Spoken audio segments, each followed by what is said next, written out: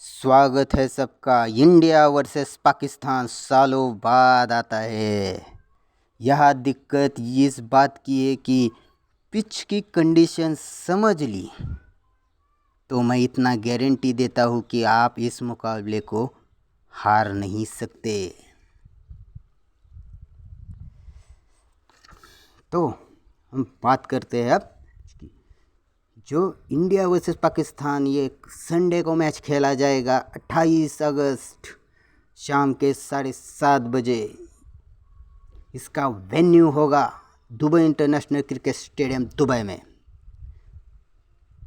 इसकी पिच जो है वो ऐसे बिहेव करती है जो शुरुआती ओवर में हार्ड होती है। वो पेसर को ज़्यादा सफलता मिलती है शुरुआती ओवर में, लेकिन पिच है वो धीरे धीरे स्लो हो जाती है, तो वह फिर स्पिन गेंद में आ सकते हैं। ऐसी ये पिच है, एक जैसी नहीं रहती, तो ये बात को आप ध्यान में रखना। तो हम दोनों टीमों की लास्ट 5 मैच के परफॉर्म देखते हैं।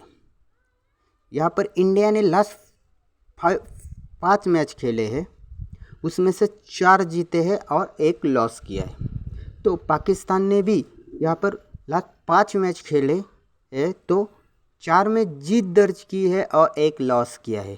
तो यहाँ पगड़ा दोनों का बराबर है।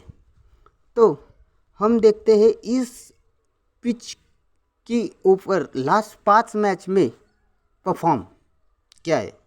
जो श्रीलंका और अफगानिस्तान इसी पिच में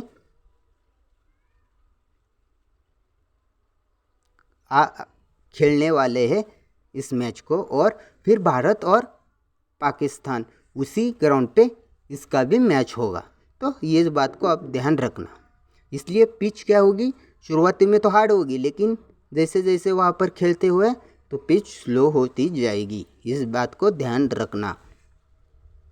तो यहाँ पर लास्ट 5 मैच में से ये देखिए, शुरुआती में बहुत बड़ा स्कोर हुआ, फिर देखिए थोड़े नीचे ग्राफ आते हुए देखिए लास्ट में 5 में से तो कितना लो टोटल बन गया आप देख सकते हो। यहाँ पे देखिए, यहाँ पर फास्ट ने शुरुआती में 5 लिए, लेकिन 1 सीन में, लेकिन मैंने बोला था ना शुरुआती मैच में पिच हार्ड होने के कारण पेस चलेंगे और बैटिंग भी अच्छी होंगी, लेकिन जैसे ही पिच खेलती जाएंगी वो धीरे धीरे स्लो होती जाएंगी, तो यहाँ पर स्कोर बनाना काफ़ी मुश्किल होगा। तो ये 5 में से एक बात तो कॉमन होती है कि यहाँ पर जो सेकंड बैटिंग करते चेस करने वाली टीम ही जीती है। आप देख सकते हो यहाँ पर न्यूजीलैंड और ऑस्ट्रेलिया के बीच में हुआ था, वह भी ऑस्ट्रेलिया ने चेस करके जीता था। पाकिस्तान ऑस्ट्रेलिया के बीच हुआ, वह भी ऑस्ट्रेलिया ने चेस करके जीता। नामीबिया इंडिया में हुआ, वह भी इंडिया ने चेस करके जीता। यहाँ पर स्कॉटलैंड इंडिया में हुआ तो वहाँ भी इंडिया ने चेस करके जीता। यहाँ पर देखिए बांग्लादेश ऑस्ट्रेलिया में हुआ तो बांग्लादेश ऑस्ट्रेलिया ने यहाँ पर चेस करते हुए जीता। तो लास्ट 5 मैच के रिजल्ट जो है वो सेकंड बैटिंग करने वाली टीम जीती है। ये इस बात को आप ध्यान में रखना। तो धीरे धीरे स्लो होती है। तो आखिरी के देखिए मैच में तो क्या हुआ है, यहाँ पर 6 विकेट फास्ट ने और स्पिन दोनों को सफलता, क्योंकि स्लो बॉल फास्ट बॉलर भी जो जब स्लो बॉल डालते होंगे तो वो बैट पे सही नहीं आते, तो टाइमिंग अच्छी तरह नहीं बैठेंगी, तो यहाँ पर कैच हवा में उड़ने की ज़्यादा चांसेस होते हैं। इसलिए दोनों फास्ट और स्पिन दोनों भी यहाँ पर गेंद में आ सकते हैं। तो अब हम देखेंगे यहाँ पर 5 मैच में एवरेज स्कोर होगा ओनली 130 है। मतलब 5 मैच से फर्स्ट इनिंग में 127 है और सेकंड इनिंग का एवरेज स्कोर 130 है। इस बात को आप भी ध्यान में रखना ज़रूर। तो यहाँ पर टोटल लास्ट 5 मैच में 47 विकेट गिरी है, जिसमें से फास्ट ने 24 लिए और स्पिन ने 23 लिए। तो दोनों का पगड़ा यहाँ पर बराबर का है। तो इस बात को आप ध्यान में रखना ज़रूर टीम बनाते समय। तो हम अब देखेंगे दोनों टीम की प्रोबेबल प्लेइंग 11 क्या हो सकती है। तो यहाँ पर ओपनिंग पे इंडिया की तरफ से रोहित शर्मा और लोकेश राहुल आ सकते हैं और उनको ही आना चाहिए।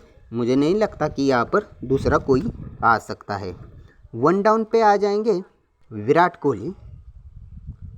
नेक्स्ट विराट कोहली के बाद आएंगे सूर्य कुमार यादव। यहाँ पर 5वें नंबर पे अभी श्योर नहीं है हम कि यहाँ पर ऋषभ पंत खिला देंगे या दिनेश कार्तिक को। तो इस पर हमने तो यहाँ लिखा है पंत को, तो आप देखना वो। नेक्स्ट आ जाएंगे हार्दिक पांड्या, फिर आएंगे रविंद्र जडेजा, फिर आएंगे रविचंद्रन अश्विन को भी यहाँ पर मौका मिल सकता है, तो इस बात को आप ध्यान में रखना। नेक्स्ट भुवनेश्वर कुमार, युजवेंद्र चहल और हर्षदीप सिंह, यह भारत की प्रोबेबल प्लेइंग 11 मुझे लगता है ये हो सकती है। अगर प्लेइंग 11 में कोई चेंज होता है तो मैं टेलीग्राम को अपडेट कर दूंगा। मैंने लिंक कमेंट सेक्शन में दी गई है, वहाँ जाके आप ज्वाइन कर लो। नेक्स्ट अपडेट अब टेलीग्राम को मैंने दे दूंगा। तो अब देखेंगे हम पाकिस्तान की पॉसिबल प्लेइंग 11। पाकिस्तान की तरफ से मोहम्मद रिजवान और बाबर आजम, ये दोनों ओपनिंग पे आ जाएंगे। फिर नेक्स्ट आएंगे फ़खर जमान, फिर आएंगे हैदर अली, फिर आसिफ अली आएंगे, फिर खुशदिल शाह आएंगे, फिर शादाब खान, मोहम्मद नवाज, नसीम शाह, शहनाज धनी और हारिस रौफी, ये पाकिस्तान की प्लेइंग 11 हो सकती है। तो ये दोनों टीम को मैंने प्लेइंग 11 दी है। अगर चेंज होता है तो मैंने बताया ना, टेलीग्राम को आपको अपडेट कर दूंगा। तो अब देखते हैं ड्रीम 11 की टीम। मैंने यहाँ पर ड्रीम 11 की टीम में मोहम्मद रिजवान को लिया है विकेट कीपर सेक्शन में। दिनेश कार्तिक और ऋषभ पंत, ये दोनों में से कौन खेलेगा? ज़्यादा चांसेस तो पंत के लग रहे हैं, लेकिन आखिरी वक्त में कुछ भी हो सकता है। तो रिजवान मैंने सेफ ऑप्शन को यहाँ पर चूज़ किया है स्मॉल लीग में की टीम में। फिर मैंने यहाँ पर लिया है बाबर आजम को, फिर मैंने रोहित शर्मा, फिर मैंने विराट कोहली और फिर लोकेश राहुल को, ये मैंने यहाँ पर बैटिंग सेक्शन से पिक किए है। मैंने यहाँ पर सिर्फ 2 ही बल्लेबाज पाकिस्तान के लिए है, क्योंकि आपको पता ही होगा कि पाकिस्तान की बल्लेबाजी में ये ही 2 सबसे रीढ़ की हड्डी है। अगर ये 2 चले तो पाकिस्तान अच्छा टोटल कर सकता है या जीत की तरफ पहुंच सकता है, लेकिन ये 2 नहीं चले तो पाकिस्तान यहाँ पर मुझे नहीं लगता ज़्यादा तक स्कोर कर पाएगा और ज़्यादा इंडिया के सामने वो टिक पाएगा। इस बात को आप ध्यान रखना, इसलिए मैंने यहाँ पर दोनों ही लिए हैं, सिर्फ ये दोनों को ही ज़्यादा प्रिपेयर किया है, क्योंकि बाकी मुझे इतना दम नहीं लगता बाकी बैट्समैन में कि इंडिया को तंग कर सकते। यही 2 अच्छे प्लेयर है, इसलिए मैंने ये पाकिस्तान की तरफ से यहाँ पर मैंने 2 लिए हैं। तो यहाँ पर मैंने रोहित शर्मा, विराट कोहली इंडिया की तरफ से बैटिंग में और लोकेश राहुल, ये 3 ही लिए हैं। वो इसलिए है कि रोहित शर्मा और लोकेश राहुल ओपनिंग पे आ सकते हैं और वो शुरुआती ओवर में उनको पता है कि पिच हार्ड है और शुरुआती ओवर में हल्की स्विंग हो सकती है फास्ट बॉलर को, तो इसलिए वो अच्छी टिक कर खेल पाएंगे। और शहंशाह अफरीदी भी नहीं है, क्योंकि इन दोनों को लेफ्ट हैंडर गेंदबाज काफ़ी तंग करते हैं इन स्विंग बॉल की तरफ, तो यहाँ पर नहीं है, इसलिए वो दोनों भी अच्छी तरह से शुरुआती ओवर को पेलेंगे और फिर संभाल कर अच्छी इनिंग बिल्ड कर सकते हैं और अच्छी पारी खेल सकते हैं। इसलिए मैंने यहाँ पर ये दोनों को ओपनर को ज़्यादातर प्रिपेयर किया है। तो अब नेक्स्ट मैंने विराट कोहली और सूर्य कुमार यादव, लोग इन दोनों में काफ़ी कंफ्यूज लग रहे हैं कि विराट कोहली का फॉर्म नहीं है तो चलते हम सूर्या को लेते हैं, लेकिन ऐसा नहीं है, क्योंकि मैंने विराट कोहली को लिया है। वो इसलिए विराट कोहली को लिया है क्योंकि विराट कोहली एक अच्छे बल्लेबाज है और वो बड़े टूर्नामेंट में अच्छा प्रदर्शन करते हैं। और क्या है कि रोहित शर्मा और लोकेश राहुल, मुझे नहीं लगता कि वो जल्दी विकेट देंगे, क्योंकि T20 वर्ल्ड कप में उन्होंने वो गलती की थी शुरुआती ओवर में, वो मुझे नहीं लगता कि इस एशिया कप में वो करेंगे दोनों। और उनके शहंशाह अफरीदी भी नहीं है, तो वो दोनों मुझे लगता है कि 10 ओवर तक खेल जाएंगे, विकेट नहीं देंगे और 10 ओवर तक खेलेंगे तो नेक्स्ट कौन आ जाएगा? विराट कोहली। विराट कोहली अगर 2 विकेट में 3-4-5 ओवर टिक गए, 3-4 ओवर भी टिक गए, दूसरा विकेट नहीं गिरा, तो यहाँ पर नेक्स्ट में सूर्य कुमार कब आएंगे और कितनी लंबे पारी खेलेंगे, उनको बॉल कितने मिलेंगे, ऐसा मैंने सोच कर ये बनाया है। और विराट को अगर भारत की विकेट रोहित शर्मा और लोकेश राहुल की पहले जल्दी गिरती है तो विराट कोहली संभाल कर खेलेंगे, टिक कर खेलेंगे, 1-2 इक्का दुक्का खेलेंगे तो लंबी पारी खेल सकते हैं। इसलिए मैंने यहाँ पर विराट कोहली को लिया है। लोग कंफ्यूज हो रहे हैं और ज़्यादा सूर्य कुमार की तरफ गए हैं, लेकिन विराट कोहली बड़े मैच का प्लेयर है, आप इसे इग्नोर कर नहीं सकते। आपने T20 वर्ल्ड कप में भी देखा है कि उन्होंने कैसी पारी खेले थे और वो छक्का जो शहनशाह अफरीदी को लगा, मुझे अभी भी याद है कैसा मारा था उन्होंने। तो भाई इसलिए मैंने ये चारों टॉप पिक कर दिए। बाकी यहाँ पर आसिफ अली, फ़खर जमान और हैदर अली को आप ट्राई कर सकते हो तो कर सकते हो, लेकिन ग्रैंड लीग में करना, क्योंकि मुझे नहीं लगता कि वो इसमें इन चारों के अलावा वो बेहतर खेल सकते हैं, इसलिए मैंने ये चारों लिए हैं। तो अब देखेंगे हम ऑलराउंडर सेक्शन में। ऑलराउंडर में मैंने यहाँ पर हार्दिक पांड्या, शादाब खान, रविंद्र जडेजा, इन तीनों को लिया है। वो इसलिए मैंने लिया है क्योंकि हार्दिक पांड्या मुझे लगता है कि 3-4 ओवर गेंदबाजी भी कर सकते हैं, इसलिए मैंने उन्हें हार्दिक पांड्या को तो रखा है। वो 3-4 ओवर गेंदबाजी करेंगे, फिर फिनिशिंग, शुरुआती बैटिंग आई तो फिनिशिंग में भी आपको पता होगा कि वो 25-30 रन मार सकते हैं। एक आधा विकेट लिया तो वो 50-60 पॉइंट, मतलब स्मॉल लीग की टीम के लिए हमें बहुत ही अच्छा पिक हो सकते हैं, इसलिए मैंने हार्दिक पांड्या को यहाँ पर लिया है। शादाब खान को मैंने इसलिए लिया है क्योंकि शादाब खान भी अच्छी हिटिंग करते हैं और वो आखिरी के ओवर में आएंगे तो वो भी 20-25 रन बना सकते हैं, लंबी हिट लगाते हैं वो भी, और 4 ओवर गेंदबाजी करेंगे तो यहाँ पर 20 रन किए और एक आधा विकेट लिया तो 40-50 पॉइंट हमें देंगे, इसलिए मैंने शादाब खान को भी यहाँ पर टीम में रखा है। अब रविंद्र जडेजा को सबने इतना कम लिया है, मुझे क्यों पता नहीं चल रहा है, क्योंकि इंडिया की तरफ से सबसे बेहतरीन 2 बल्लेबाज कौन फॉर्म में चल रहा है तो हार्दिक पांड्या और रविंद्र जडेजा। आपको पता है वो बैटिंग भी अच्छी करते हैं दोनों, बॉलिंग भी अच्छी करते और फील्डिंग में भी अच्छी करते हैं, और पॉइंट आपको कैच के भी देंगे, रनआउट के भी देंगे। इन दोनों आप मान के चलो कि हार्दिक पांड्या और रविंद्र जडेजा की 50-50 पॉइंट के अंदर वो आ ही नहीं सकते, वो देंगे ही देंगे आपको, मुझे पता है, क्योंकि जडेजा भी बहुत ही अच्छा खेल रहे हैं, वो भी आखिर में आके लंबे शॉट लगाते हैं। अगर 20-22 रन किए तो 25 पॉइंट हो जाएगा, और एक आधा विकेट लिया तो भी वो चल जाएगा, नहीं लिया तो भी वो कैच में पॉइंट देंगे हमें, 1-2 कैच लेंगे, कभी रन आउट करेंगे, कुछ भी करेंगे, लेकिन पॉइंट तो इनके होते हैं हमेशा, इसलिए मैंने रविंद्र जडेजा को यहाँ पर प्रिपेयर किया है। तो आप इस बात को ध्यान में रखना। चाहे तो आप मोहम्मद नवाज को ट्राई कर सकते हो, मैंने यहाँ पर उन्हें नहीं लिया है, तो इसलिए मैंने ये 3 ऑलराउंडर यहाँ पर मैंने लिए हैं। तो आइए देखते हैं हम बॉलिंग सेक्शन में।